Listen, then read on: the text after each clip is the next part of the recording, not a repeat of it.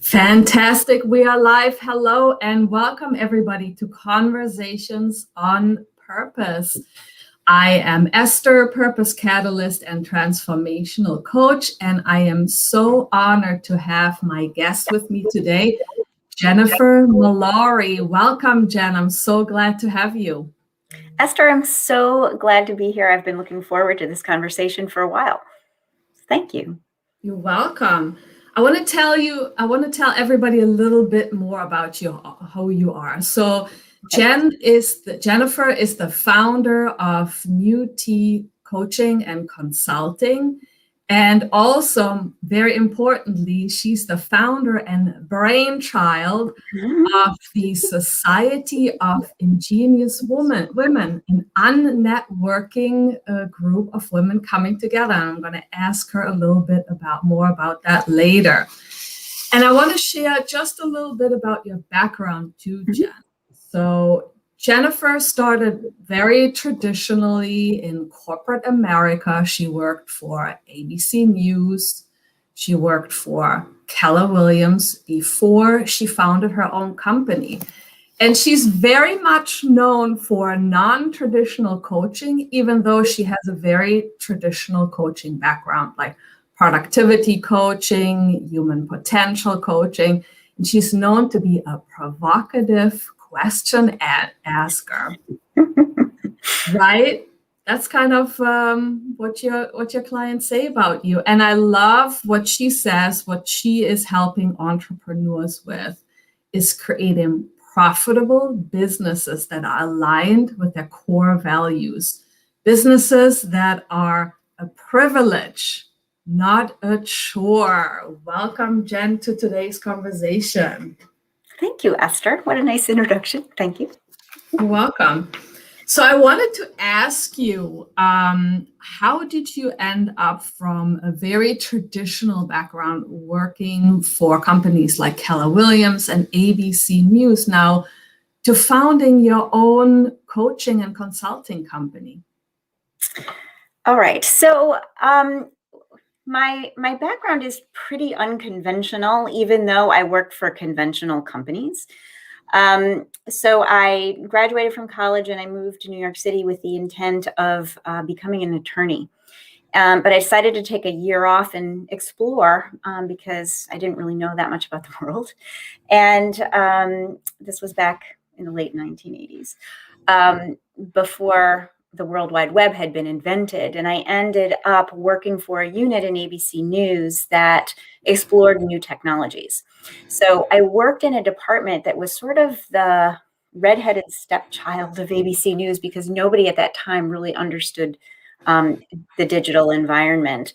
And I just became known as somebody, I majored in languages when I was in college, but I became known as somebody who just really could see how people would take technology and use it in their lives. And that really became sort of the cornerstone of my career for the time I lived in New York City. And I left ABC and I went to .coms, developing really kind of cutting edge programs. But I ended up on working for a company that was destroyed on 9/11, ended up in the suburbs and found out I was going to have a baby. So I decided to not go back into the city. And I ended up getting my real estate license really just for something to do. Fast forward later, I ended up running the company. And as you said, much more traditional, growth-oriented, goal-driven company. And after about 6 years, I got to a point where I was just exhausted and I had lost all of my passion for the work that I was doing. And I woke up one day and I said, I don't want to do this. This is not who I am. This does not speak to me. And I left to start a coaching company. So my first year out of the gate, I fell flat on my face. I did terribly. It was very humbling as somebody who has been pretty driven and goal-oriented. But that led me to go back to school, get a certification in human potential coaching, and open my own business. Mhm. And then along the way, as you said, I started this group, Society of Ingenious Women. And now I spend most of my time in conversations with women who are developing their leadership skills to bring into their business and their personal lives to impact them, to impact how they live their lives. Mhm. So here I am. Yeah, wonderful. Thank you for sharing all of that. And I remember you sharing at some point, and just a little bit of a background. I met Jen through the Society of Ingenious Women. And it was, I had never felt really drawn to join a group. And I met Jen on Facebook via a mutual friend. And I liked what she had to say and started following her. And then when I saw, Jen, that you were local and you were putting out this call for the Society of Ingenious Women, which was the first in-person meetup initially, I Yes. felt, yes, I felt this magnetic pull. I just knew I had to be there. I had to be part of it. And it was a lovely small group. And I'm so glad I took advantage at the time and showed up in person, that it was an in-person event. And I'm still in touch with some of the women that I met back then. And I loved that you, at some point, you also talk about, you refer to yourself as I would refer to myself, which I am not everybody's cup of tea. And I remember you describing yourself in the same manner. So that was a lovely commonality. And for many women, I would say, through last year, the Society of Ingenious Women Conversation Labs, which happen every Friday, really, I would say we're a lifeline. Yes. Right? Yes, for all Definitely. of us. Mm-hmm. Yeah. And how have those conversations now progressed? What are you finding in those conversations? Wow. So to answer that question, I think I have to give a little bit of context and background about what the Society of Ingenious Women is. Yes. When I first founded the group, right, so I love Benjamin Franklin. So talk about somebody who was completely unconventional, who worked through sort of more conventional means. But I admire him as a thinker and the unconventional ways that he showed up in the world. And one of the stories that resonates with me about him is that he was the 15th of 17 children, and his family could not afford for him to have an education. So his father apprenticed him to his older brother in the printing business. And back at that time, when you were an apprentice, you worked for room and board, and that was it. He had no money. He realized that he needed to have an education in order to make his way in the world. But he didn't have any money, so what was he going to do? So he decided that he had enough money to buy people beer, and he he identified 13 men that he thought were very interesting thinkers, and he invited them all to a pub on a Friday night to engage in what he called a society of ingenious men, which it ended up over time, they were called the Leather Aprons. And so what they did was they met to exchange ideas about their businesses, about their lives that enriched them. They did things like at that time, this was in the 1720s, books were not very common, but each of the men was charged with finding a book every month that they had to read and present a book report to each other as a way of sharing the knowledge.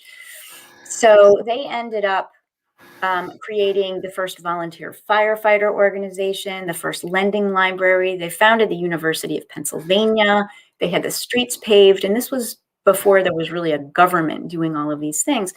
And I thought, man, that is such a cool way to be in the world and give back to society. So the Society of Ingenious Men had one problem. There were no women. And if there had been women, I wonder what more they would have done.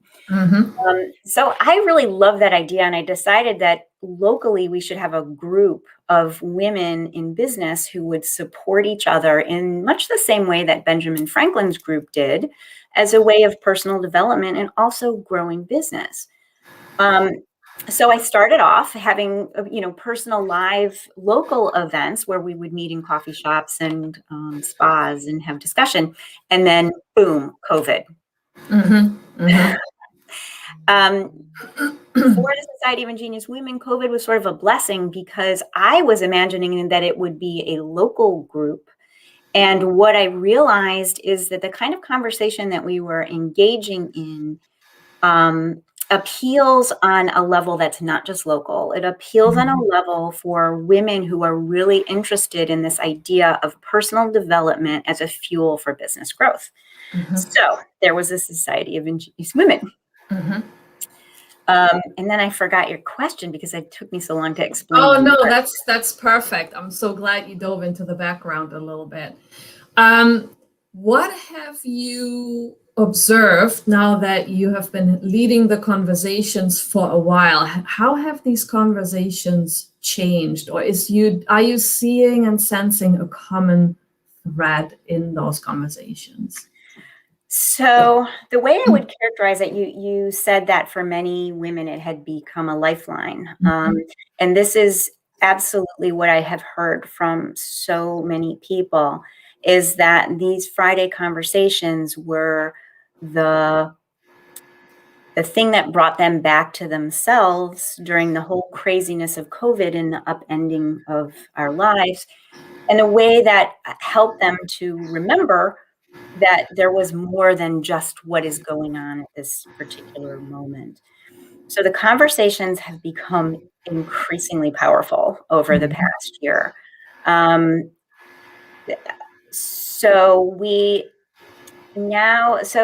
the structure has changed too. In the beginning, they were sort of one-off conversations, and I was doing them once a month.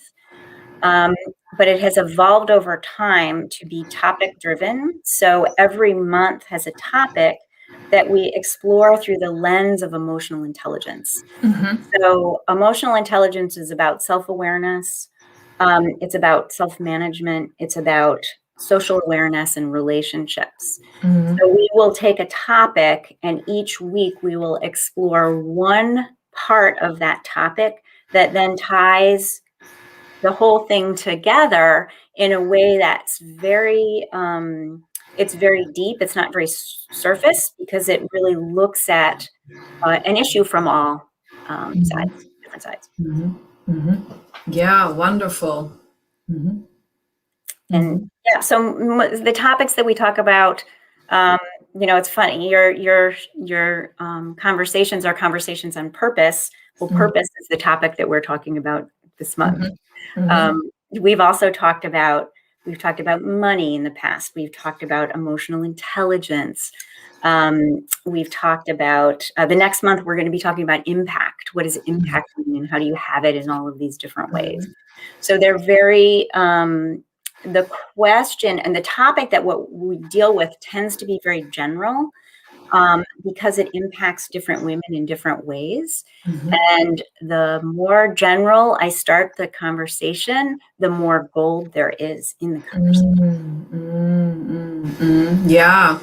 And it's, you and I know it from our coaching background, but a lot of people might not be aware how powerful the simplicity of asking a question can be and what it can open up. And it's partially because we have all these assumptions. We make all these assumptions, and naturally, partially, we need to be on a little bit of an autopilot. We can sort of rethink everything all the time. And the more important it is to schedule this time to step back and reassess and ask ourselves those powerful questions. Do you remember what has been one of the most powerful questions somebody had asked you? I know I'm coming out of left field, but do you remember one of those questions? That somebody asked me? Yes. Oh God, there's been so many over the years. I don't even, I mean, I think that it must have been something about, um, actually, I can tell you the most powerful experience that I ever had, but it wasn't a Mm-hmm. question that somebody asked me. Mm-hmm. Mm-hmm. Yeah, that's fine. I have 3 very dear friends, and the 3 of Mm-hmm. us used to travel a lot together. And we went to New Orleans together for 5 days one year. And my 2 friends, I had gotten up early because I always get up early, and I was reading downstairs. And 2 of my friends came downstairs, and they were in the kitchen. They didn't know that I was there, and they started talking about me. And they started talking about how sick they were of me and who did I think I was and all of these things. And I sat there and I just listened to what they had to say. And I was completely taken aback and blown away. And I had to own what it was that they were saying, because some of the things that they were saying through the once I took off the filter of their anger, Mm-hmm. it was true. What they were saying was true. And I had to recognize my fingerprints on that. And it was that was probably the experience that set me off on a different direction, to realize that I wasn't living the way that I wanted to, and that I was showing up in a way that was not aligned with who I was, because I was trying to be something else. Mm-hmm. And I was the only one who couldn't see it. Mm-hmm. So it wasn't a question that somebody asked me, but it was the overhearing a conversation where people were talking about me in a way that they wouldn't talk to my face. Mm-hmm. That is very powerful and a true testament to the person that you are, that you were able in that moment to take the filters off and listen and learn from it and adjust your trajectory. So there was a hidden gift in it, although I can imagine it was probably very difficult to hear that initially. Ah, it still stings. I'm talking about it right now, and I can Mm-hmm. still feel the sting of Mm-hmm. what that felt like Mm-hmm. to overhear this conversation. And P.S., they are still 2 of my dearest friends to Mm-hmm. this day. Mm-hmm. Mm-hmm. That's amazing. Yeah, and you mentioned an important word there, filters. So yes, everybody who is listening and will be listening, the gift that we can give ourselves by giving us the time, asking questions, and becoming aware of something that are called filters, which is pretty much it's how we see the world. Like Jen, you and I, we perceive the world through we women, college educated, and it goes from there. Those are just small aspects, and that's how we experience and we judge the world. And when we when we become aware of those filters, and when we take them off, in a sense, life becomes bigger and there are opportunities and potentials sort of be hidden behind that. Would you say that's the experience you've had overall? Oh, totally. I mean, just that, what I was just talking about, I was looking at the world through one filter, a Mm-hmm. filter that kind of, I want to say in a way that I didn't really think about it, it was inherited. I inherited that filter, and I Mm-hmm. was behaving in a manner that I felt lived up to the expectation there was of me. And in doing so, not only was I letting myself down, but I was letting people around me down as well. Mm-hmm. Um, and so the idea that we have these filters is absolutely true. And then the question is that the filter you really want to see the world through? Mm-hmm. And that the conversation that I overheard with my friends, I realized I don't want to be that person they're talking about. And I was Mm-hmm. horrified that I was. Mm-hmm. Mm-hmm. So you had a choice, you became aware of a choice, and you changed your mind.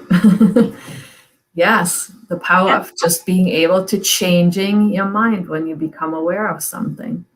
And also, I think that it has reverberations and ramifications in ways that you don't see at that very moment. Mhm. You just described that experience for me as a gift.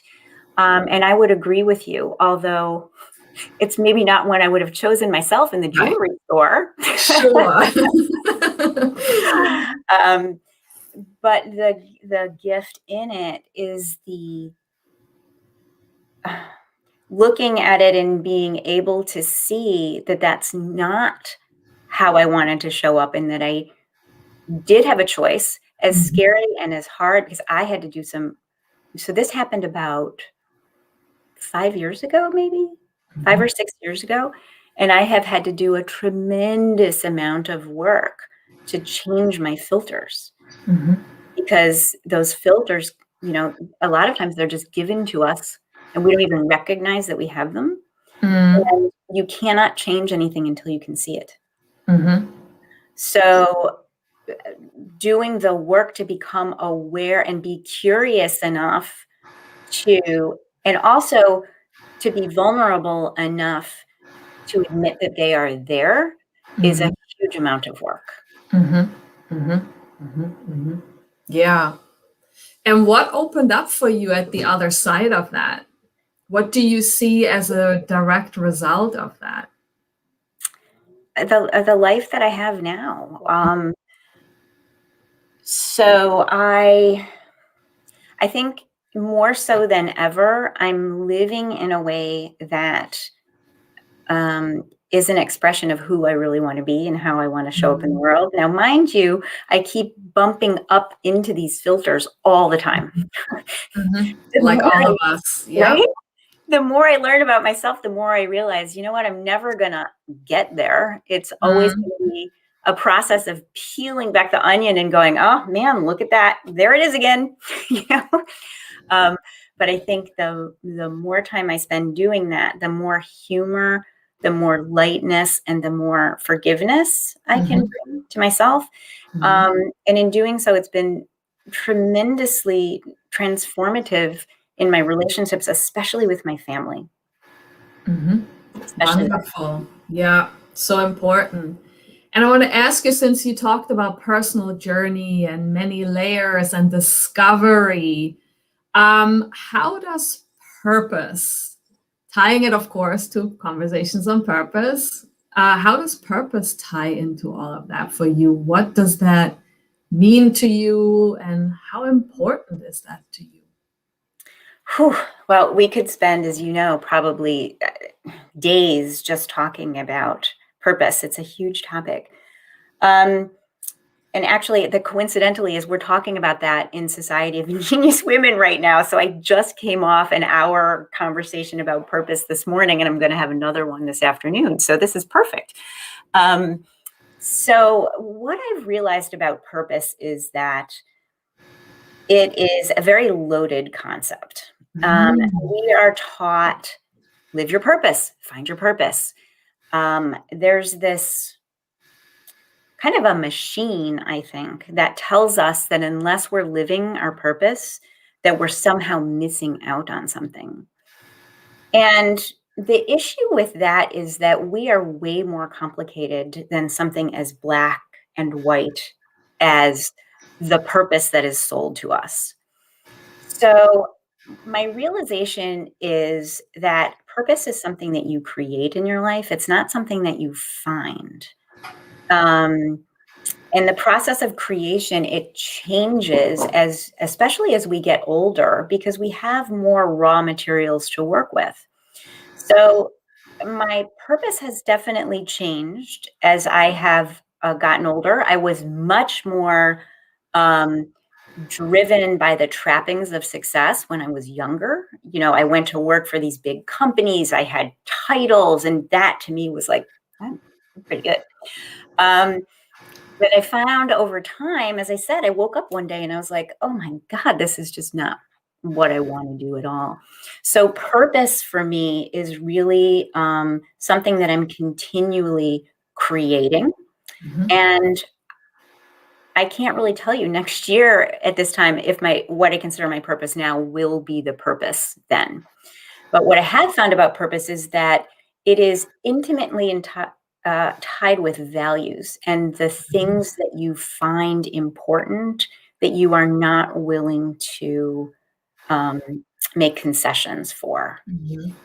And so more than ever, and I think that especially as women, we're asked a lot to make concessions on our values because we live in a society that has largely been designed by men. I would argue that business has mostly been designed from a masculine point of view.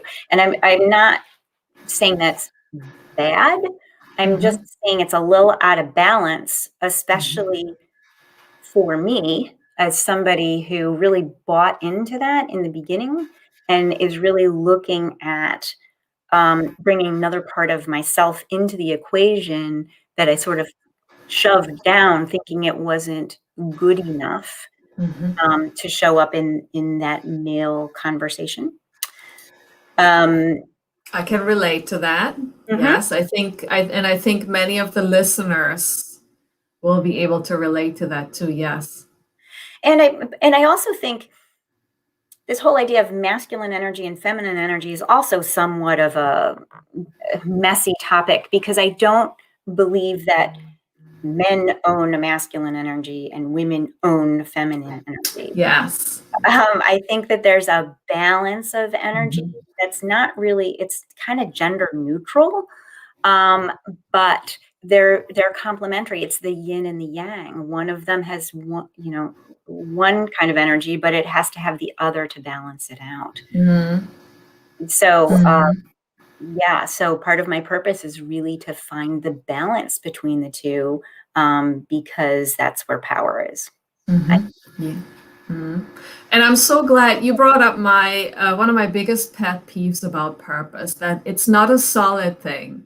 You can choose it and you can change your mind at any minute. So I'm so grateful that you brought that up. And it's not this, if you feel like you're not quite on purpose yet, you're not missing out. It's a journey and it's always adjusting, it's flowing. It's not a thing, it's something that's alive.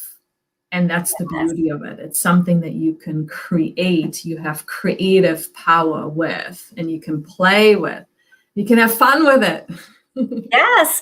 And I think it shows up in different ways.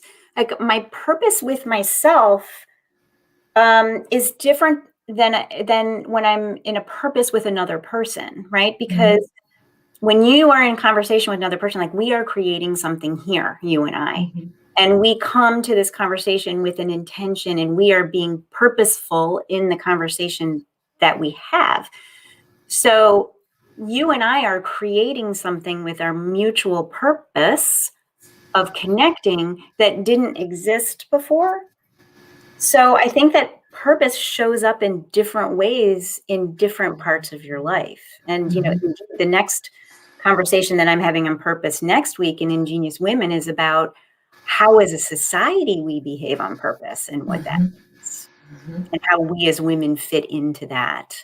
So I think purpose is not only is it something you can create and change, but it can show up in different ways depending on where you are and what you're interacting with in your life.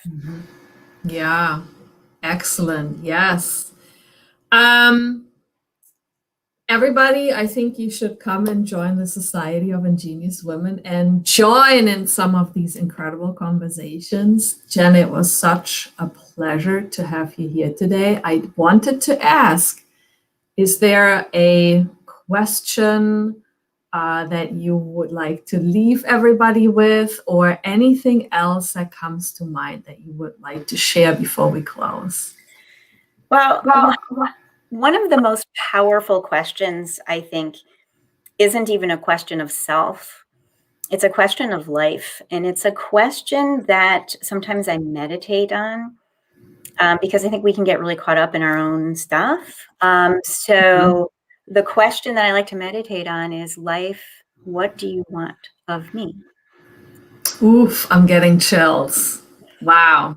That is beautiful. Life. What What do you is it want? that you want? Yeah. And so I just, we love having Ingenious Women conversations. And I love the fact that we met through that, Esther. And here we are having this conversation as a result of a conversation we had a year ago, or more than a year ago. Yes. Yes. So I love that. Fantastic. Same. So I will be posting Jennifer's information down below so you know exactly where you can find her. Jen, I don't think this is the last conversation that you and I had, and I'm already plotting in my mind the next time I will be inviting you on. I love that. I love being in your energy, and I think you know that and have for a long time. Thank you, likewise. So everybody that was listening live, thank you so much for listening in. It was great to have you here, and have a fantastic day, everybody. Thank you so much, Esther. I look forward to coming again. Awesome. See you next time. All right.